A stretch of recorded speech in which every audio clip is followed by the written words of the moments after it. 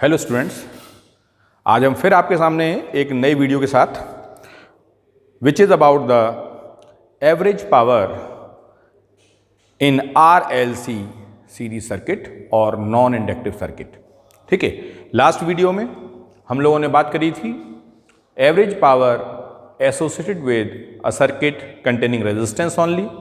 उसके बाद में हमने बात करी थी a circuit containing inductance only, and in last we have talked about the circuit average power associated with the circuit containing the capacitor only। और आपने वहाँ जो रिलेशंस देखे थे उन रिलेशंस में सबसे पहले आपने अगर रेजिस्टेंस की बात करें तो एवरेज पावर का जो एक्सप्रेशन आया था वो आया था P average is equals to E virtual into I virtual, EV into IV। In the same manner अगर हम कैपेसिटर और इंडक्टर की बात करें तो वहाँ पे जो एवरेज पावर आई थी वो दोनों ही केसेस में कंप्लीट साइकिल के लिए 0 आपको मिली थी। लेकिन आज हम इन तीनों को कंबाइन कर देते हैं, यानी resistance, inductance and capacitance when they are connected in series, then what will be the average power associated with the circuit in that case. So today's topic is average power in RLC series circuit. So average power in RLC circuit. और RLC circuit यहाँ पे हम बात कर रहे हैं तो ऐसा सर्किट जिसमें इंडक्टर और कैपेसिटर भी होता है उनको हम इंडक्टिव सर्किट्स भी बोलते हैं, तो यहाँ पे आप इसको इंडक्टिव सर्किट भी कह सकते हैं। ठीक है, तो स्टार्ट करते हैं। देखिए, सबसे पहले हमें दिमाग में ये रखना होगा कि जो लास्ट वीडियोस में या लास्ट PDFs में हमने देखा है कि अगर RLC सीरीज सर्किट का फेजर डायग्राम के बारे में आप थोड़ा सोचें कि हमने किस तरीके का phasor diagram RLC series circuit में बनाया था, तो आपको पता है कि in case of RLC series circuit phasor diagram the EMF leads the current by a phase angle phi, जो हम लोगों ने केस लिया था ये मानते हुए कि XL is greater than XC। ठीक है, और अगर इसी क्रम को आगे बढ़ाएं, हम ये मान के चलें कि EMF अगर हमारी जो वैल्यू है, जो अप्लाइड EMF है वो E equal to E naught sine omega t से दे रखी हो, और जो करंट है वो I equal to sine omega t minus phi से दे रखा हो, क्योंकि EMF अगर लीड करेगी तो करंट को लैग करना होगा। तो ऐसे RLC सर्किट को हम लेके चल रहे हैं। ठीक है, so if E equal to E naught sine omega t and what about I equals to I naught sin omega t minus phi. देखो, ये मान के चल रहे हैं हम कि यहाँ पर करंट जो है, करंट क्या कर रहा है, current is lagging behind the EMF bye phase angle five.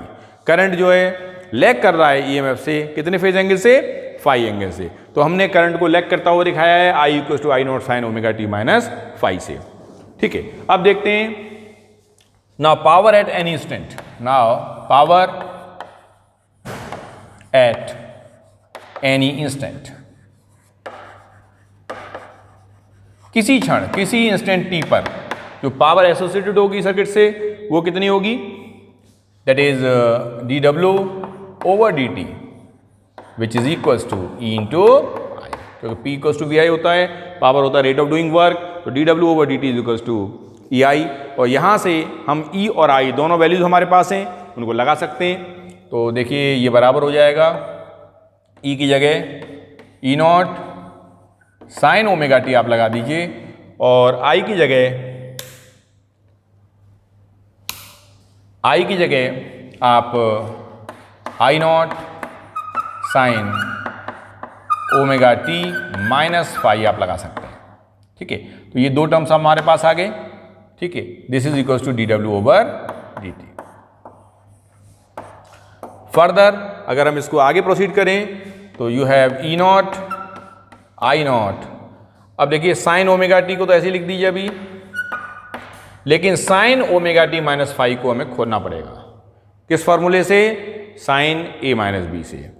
क्या होता है, sine A cos B minus cos A sine B। तो उससे हम इसे खोलते हैं, किससे, sine A cos B minus cos A sine B। ठीक है, तो जब इसे खोलेंगे आप, you will have sine omega t cos phi minus cos omega t sine phi, ये आपको मिल जाएगा। ठीक है, फर्दर इस टर्म का मल्टीप्लाई दोनों टर्म्स में अलग अलग कर दीजिए और इस dt को राइट साइड में ले जाइए।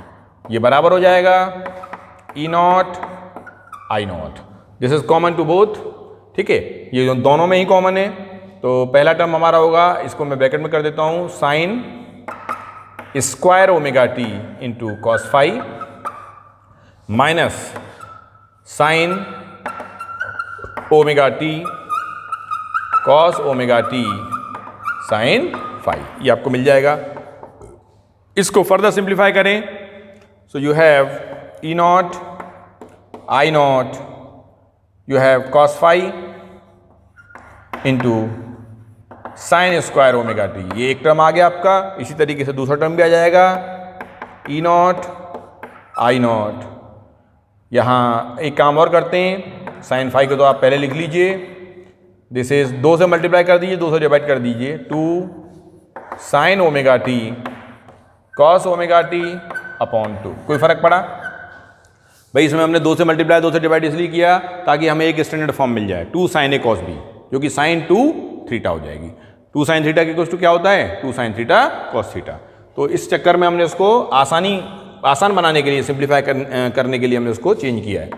This will further be equals to E naught I naught cos phi sine square omega t minus, अब देखिए ई नॉट आई नॉट, ये जो 2 है इसको नीचे ले आइए, ई नॉट आई नॉट अपॉन 2। अब हमारे पास क्या रह गया? साइन फाई, तो ये रह गया। अब 2 साइन थीटा कॉस थीटा क्या होता है? Sine 2 theta. तो इसको हम क्या लिख सकते हैं? Sine 2 omega t. ठीक है, तो ये दोनों टर्म, पहला टर्म हमारा ये आ गया, दूसरा टर्म हमारा ये आ गया। लेफ्ट साइड में हमारे पास अभी क्या चल रहा है? dw over dt। I think यहां तक कहीं कोई क्लियर प्रॉब्लम नहीं होनी चाहिए, सारी चीजें बिल्कुल आसान और मैथमेटिकल कॉन्सेप्ट है सीधे सीधे, तो आप इसको समझ पा रहे होंगे। अब देखिए, अगर मैं थोड़ा सा आगे बढ़ूं इसको और सिंप्लीफाई करने के लिए, तो देखो हमारे पास क्या होगा?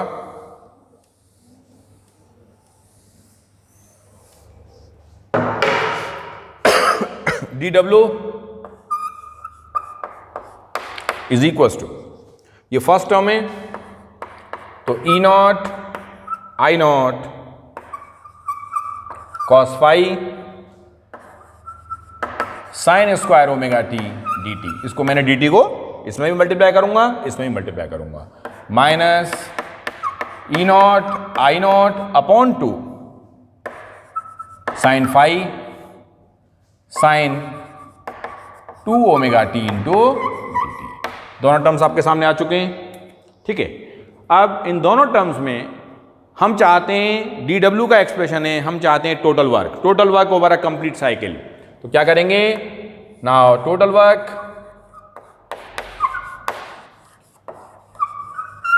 Over a complete cycle.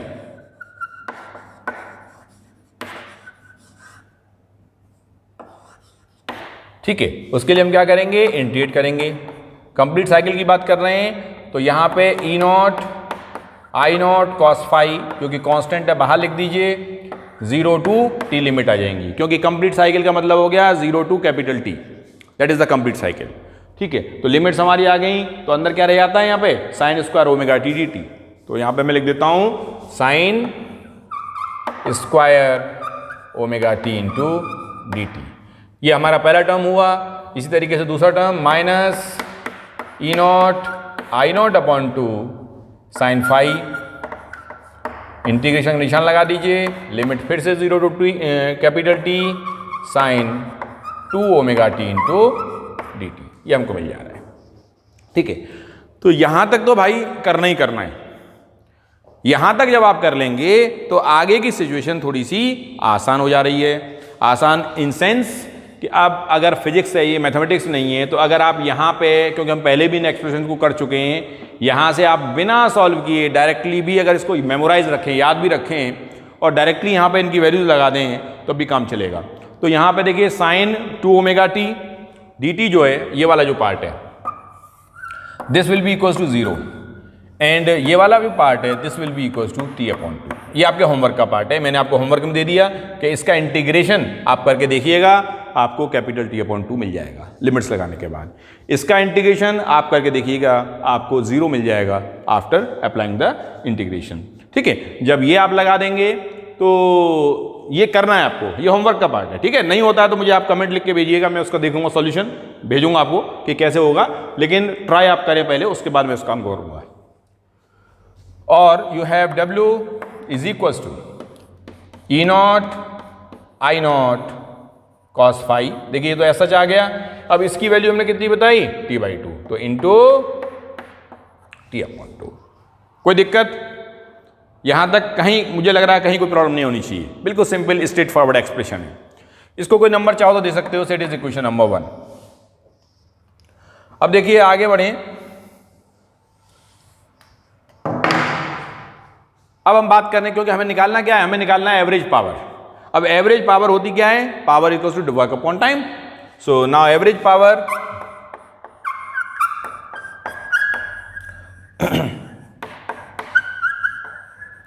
P which is equals to W by T। W कितना है, E naught I naught cos phi into T/2 upon T, capital T, ये होगा। अब इस T से इस T को, क्योंकि देखिए एक बात ध्यान रखिएगा, ये पार्ट एंगल है, एंगल का हिस्सा फाई है केवल T/2 मल्टीप्लीकेशन में, तो ये T से ये T/T कट सकता है। ठीक है, तो ये बराबर यहां से हमें फर्दर मिलेगा, this will implies that P average is equals to E naught I naught, ये 2 नीचे आ जाएगा, अपॉन 2 cos फाई, और P average is equals to E naught upon √2 I naught upon √2 cos phi, और P average is equals to E virtual I virtual cos phi. And this is the final expression you have. Say this is equation number 2. इसको आप क्या बोलते हैं, equation number 2 बोलते हैं। तो आपने क्या देखा, जो एवरेज पावर होती है associated with RLC series circuit is the product of E virtual I virtual and the cosine of the angle between them, E and I, and the cosine of the angle between voltage and current। ठीक है, तो ये एक तरीके से average power का expression, हमको एक इंपॉर्टेंट एक्सप्रेशन यहां पे मिल चुका है। अब देखो यहां से एक इंपॉर्टेंट क्वांटिटी हमें और डिफाइन करनी है, जिसे हम बोलते हैं पावर फैक्टर। जरा देख लेते हैं पावर फैक्टर क्या है। तो देखो ये एक्सप्रेशन अब हमें ध्यान रखना है कि एवरेज पावर जो एसोसिएटेड होती है किसी भी RLC सीरीज सर्किट से लिंक्ड, वो EV IV cos phi relation से दी जा सकती है। Now power factor,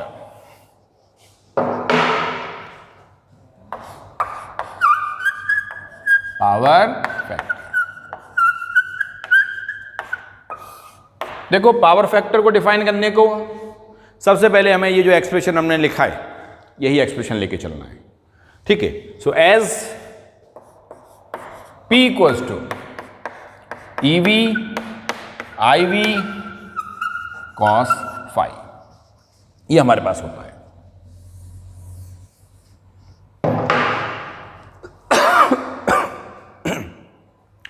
P equals to EV IV cos phi, यहां पर जो P लिखा हुआ है उसे हम क्या बोलते हैं, ट्रू पावर। P को बोलते हैं हम true power. EV IV combinedly कहलाता है वर्चुअल पावर, और ये अकेला जो cos फाई रह गया इसे हम बोलते हैं पावर फैक्टर। क्या बोलते हैं, पावर फैक्टर।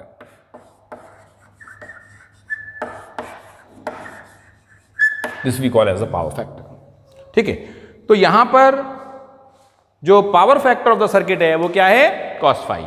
अगर मैं यहां से पावर फैक्टर का फॉर्मूला लिखना चाहूं तो पावर फैक्टर का फॉर्मूला क्या आ जाएगा? Power factor cos phi is equals to P over EV into IV, यानी true power over virtual power. ठीक है, इनका जो रेशियो होता है उसे क्या बोल देते हैं? That we call as the power factor. तो cos phi equals to P over EV into IV, ये एक्सप्रेशन हमारे पास है और से it is equation number first. अब देखो जरा चलते हैं इंपीडेंस की तरफ, क्योंकि लास्ट वीडियो में हमने इंपीडेंस डिफाइन किया था। इंपीडेंस, अब इंपीडेंस को रिप्रेजेंट किससे करते थे? Z से। Z is the symbol for impedance. और पहले भी बताया था मैंने, इंपीडेंस से जुड़े हुए रिलेशंस अगर आपको लिखने हैं तो इंपीडेंस ट्राइंगल का ध्यान रखिए। तो इंपीडेंस ट्राइंगल में आपकी हेल्प के लिए फिर बना देता हूं। यहां पे ये एंगल फाई था, इधर ये Z था, ये R था, ये XL माइनस XC था, ये था ना। तो इसको आपने इंपीडेंस ट्राइंगल कहा था। मैं इसलिए लिख रहा हूं यहां पे ऐसे, क्योंकि मैं अगर यहां से इंपीडेंस ट्राइंगल का इस्तेमाल करके cos phi की वैल्यू निकालूं तो देखो एक अच्छा, एक इंटरेस्टिंग रिजल्ट यहां से भी मिलता है हमको। सो फ्रॉम इंपीडेंस ट्राइंगल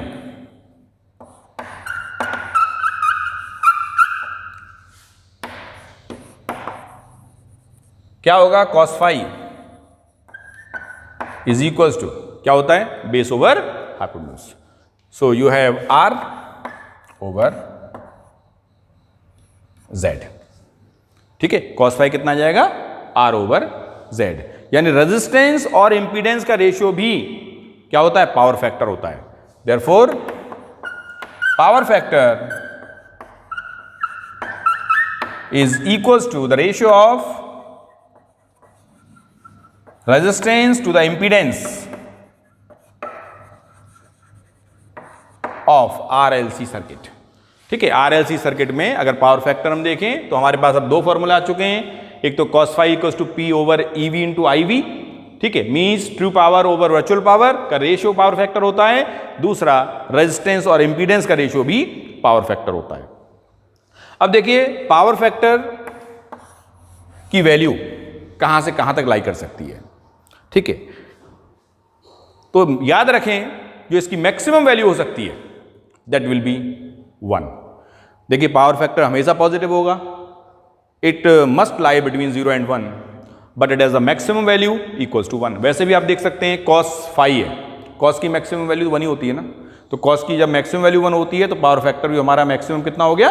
1 हो गया। सो आप यहां एक पॉइंट में ये भी लिख सकते हैं, the maximum value of the power factor is always 1 and it's value always lies between 0 and 1, means positive होती है और 0 और 1 के बीच में लाई करती है। ठीक है, तो आई थिंक ये दो टर्म्स आपके समझ में आए होंगे कि भाई आज हमने RLC सीरीज सर्किट में जो एवरेज पावर का एक्सप्रेशन है वो देखा, पावर फैक्टर क्या है ये देखा, और पावर फैक्टर को हम किस किस फॉर्मूले से रिप्रेजेंट कर सकते हैं ये आपके सामने है। और एक पॉइंट लास्ट में लिख भी लीजिए कि वैल्यू ऑफ